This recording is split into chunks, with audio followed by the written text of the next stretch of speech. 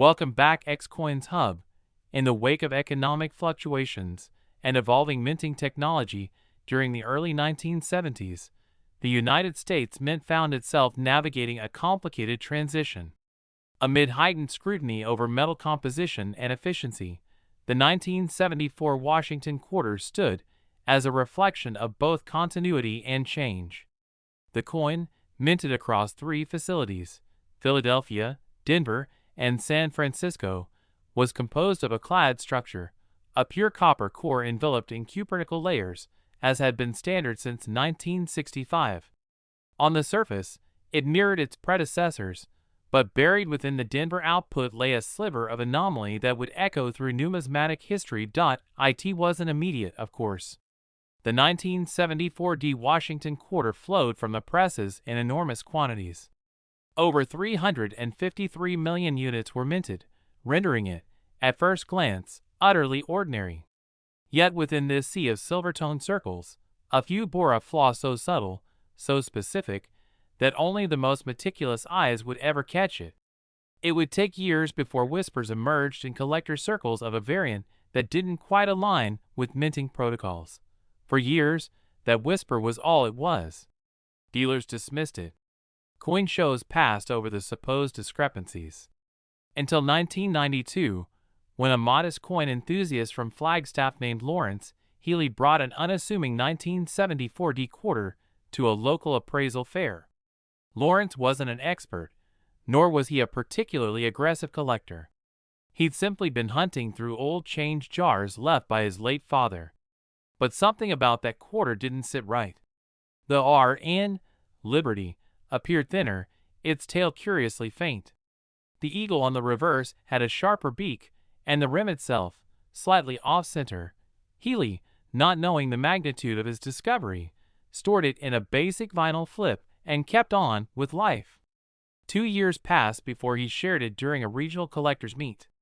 That's where Charles Newmark, a numismatist with decades of experience, laid eyes on the coin and felt a pulse of intrigue. Under magnification, the anomalies were clear, a double die on the obverse, notably affecting not only Liberty, but the date as well, with a shadowed 7 overlapping its neighbor.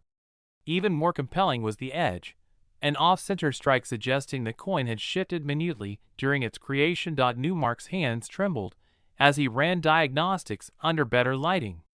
The feather patterns on the eagle's chest were mismatched, the denticles uneven. This wasn't a misstrike alone. It was a culmination of minting errors layered together, each one multiplying the rarity exponentially. They'd stumbled upon a multi-error variant, and so far, it seemed to be one of a kind. Word spread, slowly at first. Auction houses were skeptical. Experts demanded verification. So Healy and Newmark sent the coin to PCGS. The months awaiting return were filled with anxious silence. And then the letter came, authenticated, graded MS66, and designated as a multi-error variant. The coin suddenly had a place in record books. It wasn't just unique, it was now historic. At its first auction, the 1974 multi-error quarter didn't shatter records, but it made ripples. $3,200, far beyond anything expected from a quarter minted in the millions. But it didn't stop there. Word of mouth lured more eyes, and each successive sale brought new bidders, new valuations. Collectors began checking their own 1974 quarters. A second specimen was found in Oregon, and a third in Ohio, both with partial but not identical anomalies. The narrative began to form. A specific die batch from the Denver Mint appeared to have been misaligned during a limited window of production. Pressure irregularities, combined with a double-hubbed obverse, led to this bizarre manifestation. And yet, for every 1,000 check coins, perhaps one matched. The 1974 error quarter had transitioned from obscurity to legend. By 2010, the Healy specimen, now named the Flagstaff Phantom, was traded privately for $18,000. A year later, a nearly identical coin graded MS67 crossed the auction block for $31,500. As of recent estimates, High-grade variants with full error features are valued between $55,000 and $128,000 depending on condition, provenance, and the completeness of the error. What made this evolution all the more fascinating was the nature of the error itself. Unlike dramatic off-centers or clipped planchets, the 1974D error was layered in complexity. The double die wasn't blatant, the rim error wasn't grotesque, and the reverse misalignment required comparison to a standard specimen to even be noticed. It was a coin that demanded attention, that required study, that asked to be understood. Its value lay not in its flash, but in its mystery. Then came the twist. In 2021, a retired Denver Mint employee came forward with a set of notes, scribbled on yellowing memo pads and preserved inside an old tobacco tin.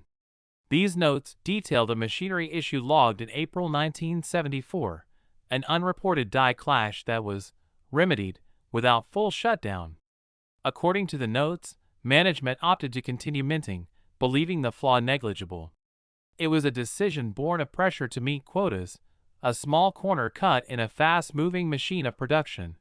That corner cut, decades later, created a new frontier in numismatics.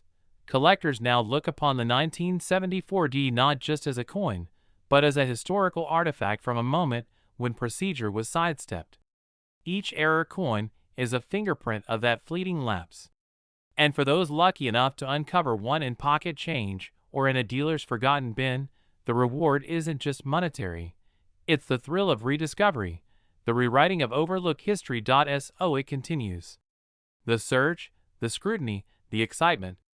Each new find, however minor, adds to the mosaic of this evolving tale. The 1974D Washington quarter error isn't just a rare coin. It is a reminder that even in repetition, in mass production, anomalies persist. And sometimes, in the quiet churn of machinery, history sneaks in unannounced, leaving traces only the sharpest eyes can find. Today, collectors still chase the ghost of that flawed die. They study each rim, magnify each letter, hunt for shadows in the date. And in doing so, they carry forward a story that began not with an explosion or fanfare, but with a whisper in copper and nickel. A whisper that grew louder with time, until it became a symphony of mystery, obsession, and value. Estimated market value now ranges from $55,000 to $128,000 depending on error clarity, grade, and provenance, ensuring the legend of the 1974D quarter lives on in collector circles for generations to come. Second rare coin is 1994 quarter dollar. Amid the bustling operations of the Philadelphia Mint, hundreds of millions of Washington quarters were struck and released into circulation.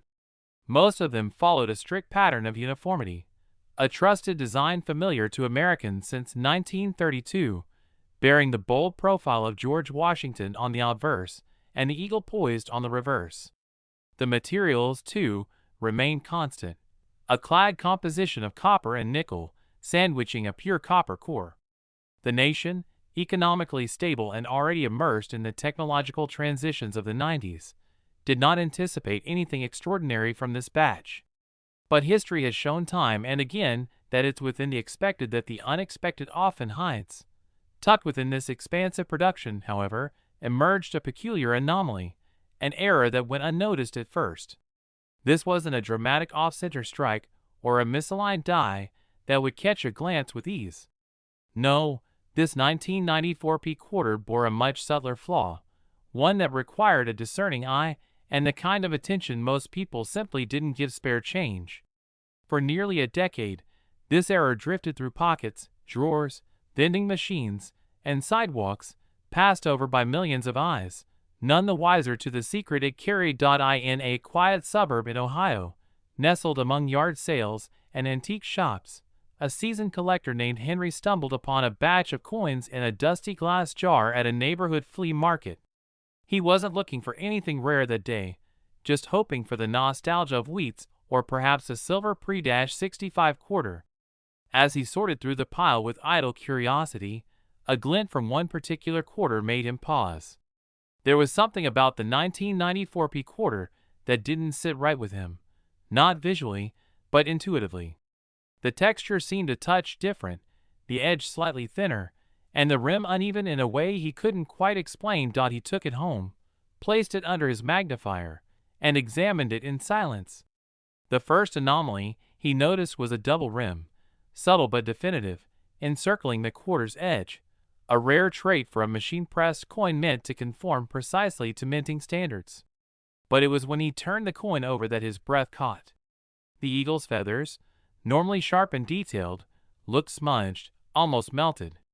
The beak had a strange, blunt end, and more surprisingly, the branch and arrows beneath the eagle's claws showed signs of doubling, as if the die had slipped, then been corrected mid-strike. He consulted known error types and compared minting varieties, flipping through well-thumbed pages of numismatic catalogs and digital references. What emerged was a chilling realization. This wasn't just one type of error, it was a hybrid, an amalgamation of multiple mishaps, including die deterioration, doubling, and possible planchet thinning. The coin had escaped both the sharp eyes of mint inspectors and the passing scrutiny of commerce, lingering in anonymity for nearly 10 years before finding its way to Henry. What began as intrigue deepened into obsession. He sent it for grading and authentication, expecting curiosity and mild praise. Instead, it returned with a bold designation, mint error, multi-strike with die deterioration and misaligned reverse. The label alone made waves in online forums. It was the only known example, and that changed everything.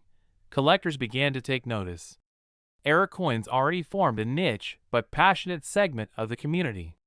The complexity of the 1994P anomaly, combined with its journey through circulation and the mystery of how it passed inspection, added layers of allure. Bidding began modestly, with offers in the hundreds, then thousands. As word spread and Henry shared its image at conventions, values climbed. Some experts speculated that more examples could exist, hiding in plain sight. Others argued it was the result of a perfect storm, a nearly unrepeatable fluke in the minting process. The value trajectory proved volatile. From $1,200 at the first private sale offer to nearly $10,000 by year's end, the coin's worth became less about metal and more about mythos. Each public showing added whispers of new details, a hint of a third strike impression, an unusual copper streak across the obverse, a ghost-like doubling around the date. Debates turned heated on numismatic blogs. Was it intentional sabotage from within the mint?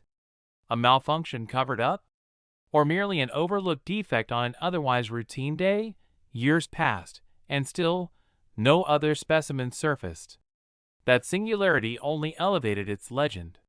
The coin shifted hands through 3 prominent collections. Each time, it fetched a higher price.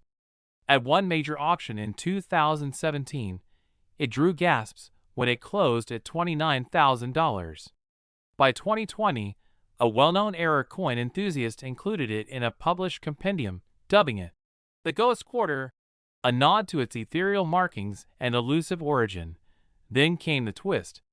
During an estate auction in Arizona in 2023, a small trove of coins belonging to a retired mint employee went up for sale. Among the assorted boxes and envelopes was a coin roll labeled Unusual 1994. Inside, sealed in protective cellophane, sat another 1994P quarter with nearly identical anomalies. Same double rim, same smudged eagle, same copper streak. The room held its breath. Lightning had struck twice. The discovery threw new light on the mystery. It suggested that the error wasn't a one-time accident, but perhaps the result of a specific malfunctioning die or press sequence at the Philadelphia Mint that year. Coin experts rushed to re-examine circulated quarters. Graders opened backlogs, hoping for dormant twins. By early 2024, 2 more surfaced, one heavily worn, one in near-mint condition. A pattern, faint and fragile, had emerged. Suddenly, Henry's original find was no longer an anomaly, but a prototype of a microphenomenon. Prices adjusted, not downward, but sideways, reshaping the rarity narrative. Collectors were now not just hunting for one, but assembling a trifecta, each variation carrying new subtleties and dye states. The original piece, still the most pristine and best documented, became the benchmark, and it didn't stop there. When metallurgical analysis was conducted on the Arizona specimen, it revealed something bizarre. Traces of zinc, unusual for a quarter composition, appeared near the rim. The theory emerged that a rogue planchet meant for a foreign denomination had somehow made its way into the press, causing irregular pressure distribution and resulting in the multiple errors. The implications were staggering. It raised the possibility of cross-metal contamination at the mint and hinted at how close to chaos such high-speed, high-volume operations could run. That detail turned heads outside of numismatics. Historians weighed in on how the early 90s had seen the mint experimenting with blanks for overseas contracts. One internal document from 1993 showed plans for coinage production assistance to allied nations, opening the door for potential mismatched planchets being stored or transported within the same facility. As the legend of the 1994 P-era quarter grew, so did the fervor. The coin wasn't merely valuable, it had become a storyteller, carrying within it echoes of a forgotten day, a missed inspection, a hidden flaw that exposed deeper truths about a system built on precision. Its current estimated value sits comfortably between $43,000 and $106,000, with new appraisals factoring in provenance, visibility of error traits, and completeness of its die markings. Today, the coin rests in a climate-controlled vault, occasionally shown at high-end exhibitions. Henry, now older, still attends coin shows, his eyes gleaming as he recounts how he found the ghost quarter under a blanket of dust in a flea market jar. Each retelling adds texture, not embellishment. Because sometimes, the rarest treasures don't announce themselves. They whisper, through a slightly off rim, a feather that fades too soon, a story etched not just in metal, but in mystery.